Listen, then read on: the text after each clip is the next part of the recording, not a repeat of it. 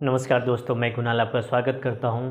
ये हमारी पर्यावरण के सीरीज का छठा वीडियो है और जैव विविधता का तीसरा भाग है।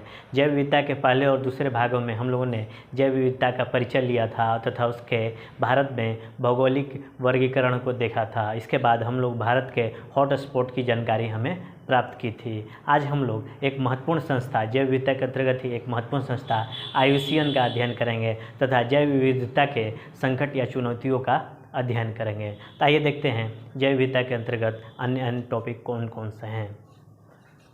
सबसे पहले थोड़ा सा नज़र दौड़ाते हैं जैव विविधता के अंतर्गत हम लोगों ने अभी तक क्या पढ़ चुके हैं। जैव विविधता और उसका महत्व को हम लोगों ने अध्ययन कर चुके हैं। भारत के जैव भौगोलिक क्षेत्रों का अध्ययन कर चुके हैं। इसके बाद महाविविधता राष्ट्र और उसके बाद जैव विविधता के हॉट स्पॉट का अध्ययन कर चुके हैं। आज हम लोग IUCN तथा जैव विविधता के संकट का अध्ययन करेंगे और समय बचा तो जैव विविधता पर रियो दी जेनेरियो सम्मेलन का भी अध्ययन करेंगे तथा जैव विविधता अधिनियम 2002 के संबंध में कुछ जानकारी प्राप्त करेंगे। तो आइए देखते हैं जैव विविधता के संबंध में एक नई संस्था, एक संस्था जो IUCN है, जो एक प्रमुख संस्था है, उसके संबंध में जानकारी लेंगे। IUCN को अगर तोड़ेंगे तो international union for conservation of nature होता है, जिसे हिंदी में अंतर्राष्ट्रीय प्राकृतिक संरक्षण संघ कहा जाता है। IUCN वैश्विक संस्था है तथा प्रकृति या पर्यावरण संरक्षण के लिए विश्व स्तर पर कार्य करने वाली महत्वपूर्ण संस्था है। इसके अलावा हम लोग देखेंगे पर्यावरण संरक्षण के मामले में विश्व की सबसे बड़ी एवं पुरानी संस्था भी है, जिसका गठन 1948 में हुआ था, जिसके अंतर्गत 170 देश शामिल हैं लगभग।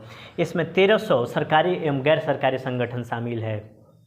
ठीक है, इसमें 15,000 प्राकृतिक विशेषज्ञ जो स्वयंसेवी होते हैं वो इससे जुड़े हुए हैं। इस संगठन को संयुक्त राष्ट्र संघ की महासभा में पर्यवेक्षक ऑब्जर्वर की दर्जा प्राप्त है। इस कारण से इस संस्था का महत्व और भी बढ़ जाता है तथा इसका मुख्यालय को देखें तो स्विट्जरलैंड के ग्लैंड शहर में है तथा इसका मुख्य उद्देश्य जैव विविधता का संरक्षण करना है। तो ये थोड़ा सा IUCN का एक परिचयात्मक जानकारी लिए। आइए थोड़ा आप डिटेल में अध्ययन करते हैं इसके संबंध में।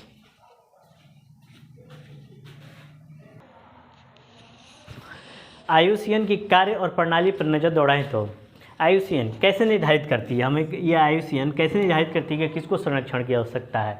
तो इसके लिए IUCN ने लाल सूची रेड लिस्ट तैयार किया है।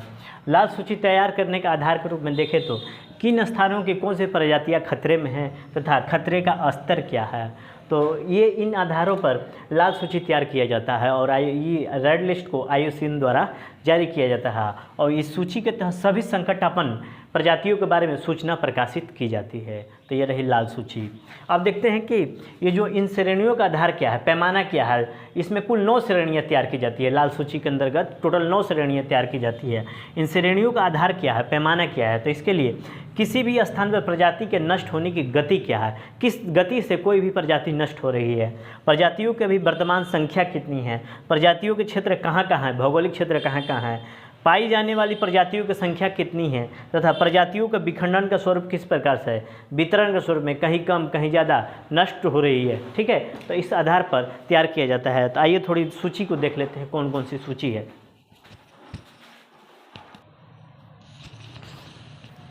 9 श्रेणियाँ बनाने का उद्देश्य, इसका उद्देश्य क्या है कि अभी की क्या स्थिति है उसको जानना है।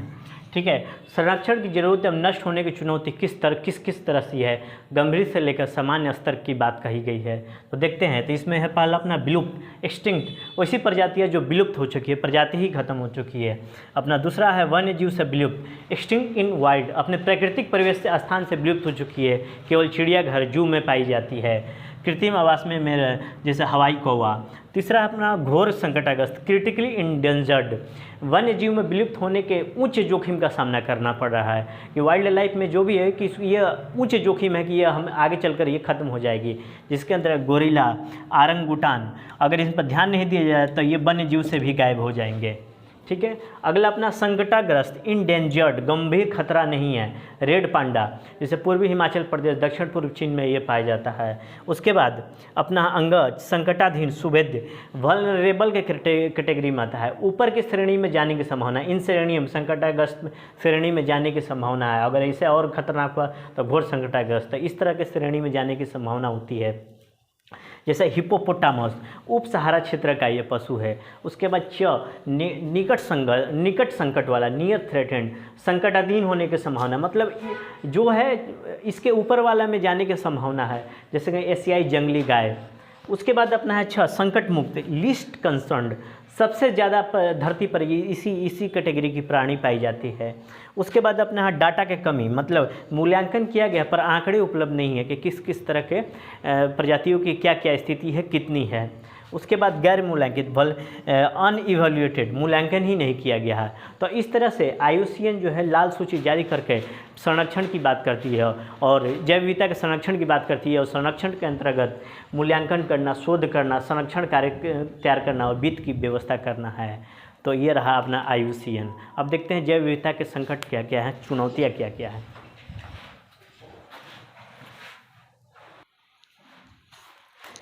जैव विविधता का संकट या चुनौतियों को देखें, जिसके अंतर्गत हम लोग थ्रेट टू बायोडाइवर्सिटी में, जिसके अंतर्गत जैव विविधता पर्यावरण के अंतर्गत ही आता है और पर्यावरण एक व्यापक क्षेत्र है जिसमें जैव विविधता एक विशिष्ट क्षेत्र है।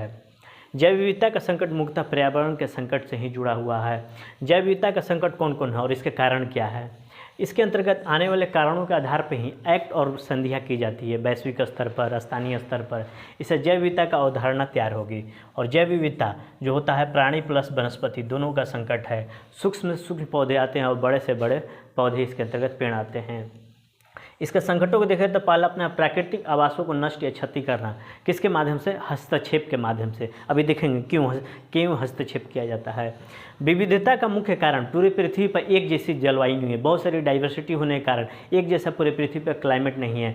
जलवायु के साथ साथ स्थानिक चीज़ें भी चरित्र विविधता का मुख्य कारण होती है। स्थानिक चीज़ें जो भी होती है वो कैरेक्टर डाइवर्सिटी के लिए मुख्य कारण होता है। तो हम लोग देखेंगे कहीं की वायु अलग है, कहीं ठंड है, कहीं गर्म है, मिट्टी कहीं लाल है, कभी रेगुड़ है तो कभी काली है, तो दलदली भूमि है, कहीं कहीं सूखी भूमि है, कहीं समुद्र है तो कहीं सूखा है, कहीं रेगिस्तान है, कहीं चट्टान है तो कहीं सपाट मैदान है। तो ये विविधता का मुख्य कारण है। और चार्ल्स डार्विन, अभी हम देखेंगे इसके अंतर्गत, चार्ल्स डार्विन कहते हैं कि जो पृथ्वी है स्वयंभू है, यानी कि वो स्वयं जन्मा है, अपने आप में ये विकसित हुआ है और अपने आप ही नष्ट होता है। और एक तरह से श्रृंखलाबद्ध ये चेन रिएक्शन चालू हो जाता है, प्रक्रिया चालू हो जाती है और ये प्रकृति अपने आप को नष्ट करते रहती है, बनाते रहती है, विकसित करते रहती है, नष्ट करते रहती है, ये श्रृंखला चलते रहता है। अब हम लोग देखेंगे कि प्राकृतिक आवासों को नष्ट क्यों किया जा रहा है, क्यों हस्तक्षेप किया जा रहा है।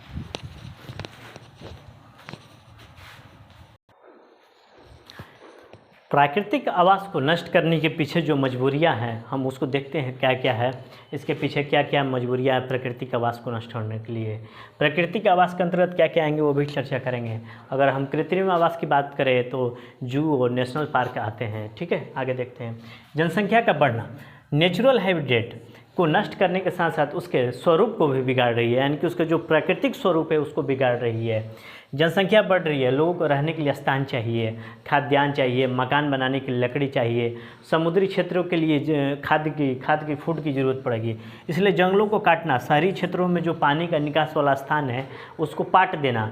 इससे क्या होगा, जहाँ पानी जहाँ निकलता था, जहाँ जाकर जमा होता था तालाब टाइप का, उसमें क्या हो रहा है ना कि इसमें आप मकान बनाते चले रहे हैं उसको पाटने के लिए। इससे बाढ़ आने का खतरा बढ़ जाता है वर्षा के दिनों में। तो आप बड़े बड़े महानगरों में देखेंगे कि बहुत ज़्यादा बाढ़ आने की संभावनाएँ होने लगी है। ये भी मुख्य कारण है। जंगलों को काटने से क्या हो रहा है कि पेड़ों के डालें पृथ्वी के धूप से प्रोटेक्ट करती है। जो पेड़ की डाल है पृथ्वी को, जो ज़मीन है उसको प्रोटेक्ट करती है। और पेड़ों के नीचे छोटे छोटे पौधे एवं कीड़े मकोड़े एवं छोटे छोटे जीव पनप रहे रहते हैं। पेड़ काटने से ये नष्ट होने लगते हैं और पत्तियों से बनने वाले जो खाद हैं वो नहीं बनते हैं। वर्मी कंपोस्ट, जीव जंतु कीड़े मकोड़े स्वतः खाद बनाते हैं। अगर ये स्वतः नष्ट होते चले जाएंगे पेड़ काटने से तो ये खाद नहीं बनेगा। आज हम लोग ऑर्गेनिक खेती की बात करते हैं जहाँ जीव जंतु स्वतः खाद बनाते हैं। खेती उद्योगों के लिए पेड़ों की कटाई से जैव विविधता पर बहुत ज़्यादा असर पड़ेगा।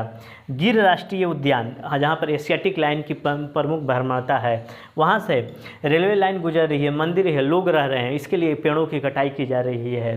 प्राकृतिक आवास का नष्ट हो रहा है। इसके अलावा प्राकृतिक संसाधनों का अत्यधिक दोहन हो रहा है और समुद्र तट के आसपास एक कोरल ब्लीचिंग की घटना हो रही है, जिससे अन्य प्रजाति या जंतु या वनस्पति नष्ट होती चली जा रही है।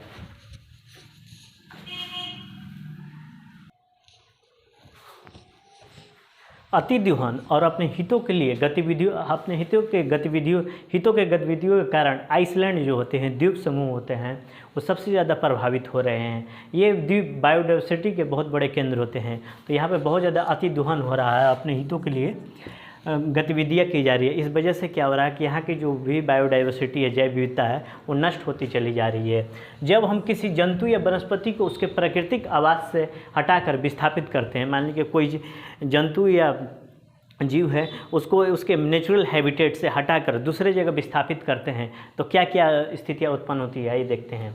अपने पर्यावरण से हटाकर दूसरे पर्यावरण में रखते हैं तो इनके मूल स्थान की श्रृंखला नष्ट हो जाती है तथा नए स्थान पर ये एडजस्ट मुश्किल से कर पाते हैं। ये नए स्थान की प्रजातियों को और नष्ट भी करने लगते हैं। एक जगह की प्रजाति को हटाकर दूसरी जगह पर लाएंगे तो अपना तो नष्ट कर ही रहा, अपनी श्रृंखला को नष्ट करिए, दूसरे जगह पर पहुँचने पर दूसरे के जगह की प्रजातियों को की श्रृंखला को भी तो नष्ट करेगा, उसके लिए भी तो नुकसान पहुँचाएगा।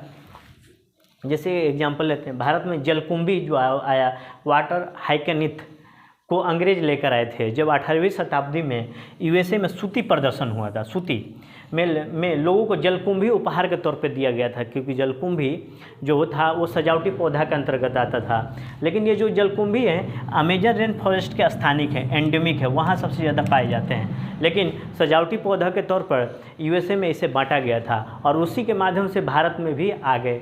तो ये क्या हुआ कि ये तालाब और कुएं में आज पाट दिए हैं, पूरे जगत तालाब और कुएं में फैल चुके हैं। आज इसे दुष्ट वनस्पति के नाम से भी जाना जाता है तथा ये एक तरह से खरपतवार है।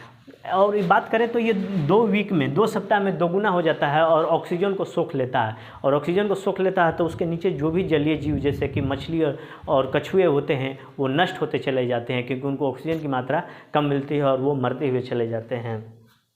इसके अलावा कांग्रेसी घास, एक ध्यान रखिएगा, क्योंकि कांग्रेस की सरकार उस समय थी जब 1965 में भारत में अकाल पड़ा, तो उसमें कांग्रेस की सरकार थी, इसलिए इसको कांग्रेसी घास का नाम दे दिया गया। ये तरह के खरपतवार था, ठीक है ना। इसके बाद भारत में 1965 में जब अकाल पड़ा तो हम लोगों ने यूएसए से गेहूं मंगवाया था और इसी कांग्रेसी घास के बीज को गेहूं के साथ आ गया। अब ये जानबूझ कर डाला गया था या अपने आप आ गया, ये चर्चा का विषय है, विवाद का विषय है। और इसके साथ ही गेहूं के दानों के साथ इसके बीज आ गए और आज पूरे भारत में फैल गया है। ये एक तरह से खरपतवार है जो बहुत ज़्यादा नुकसान पहुंचाता है फसलों को। दूसरा अपना है प्राकृतिक आपदाएं, जैसे प्राकृतिक भूकंप, ज्वालामुखी, बाढ़, अतिवृष्टि, अल्पवृष्टि, जंगलों में आग लगना। ये सब इन कारणों से क्या हो रहा है कि जैव विविधता नष्ट हो रही है। जैसे कि अभी हाल ही में ऑस्ट्रेलिया में जो आग लगी, अमेजन फॉरेस्ट जिसे धरती का फेफड़ा कहा जाता है, जो धरती का अराउंड 21% ऑक्सीजन का उत्पादन करता है, वहाँ आग लगी। इससे वहाँ पर बहुत सारी वनस्पति या जीव जंतु जलकर मर गए। इस कारण से क्या हुआ कि वहाँ बायोडाइवर्सिटी का नुकसान हुआ। अमेजन जो फॉरेस्ट है बायोडाइवर्सिटी की दृष्टि से बहुत ही ज़्यादा रिच है, बहुत ज़्यादा समृद्ध है, धनी है, और इस वजह से प्राकृतिक आपदाओं की वजह से ये नष्ट होते चले जा रहे हैं। प्राकृतिक आपदाओं के अलावा मानव निर्मित आपदाएं भी है जो हैं वो भी कारण बन रहा है। बांध बनाने एवं उसका टूटना तथा जंगलों का काटना, चारागाह बनाना, इन वजहों से क्या हो रहा है कि बायोडाइवर्सिटी को बहुत ज़्यादा नुकसान पहुँच रहा है। विकास एवं ज़रूरतों के लिए ये सब क्रियाएँ की जा रही है, लेकिन हम लोग पर्यावरण में हस्तक्षेप कर रहे हैं। इसकी कीमत पर्यावरण को चुकानी पड़ रही है और अंततः प्रकृति हमें संतुलित करने की शुरुआत कर देती है। आगे और देखते हैं।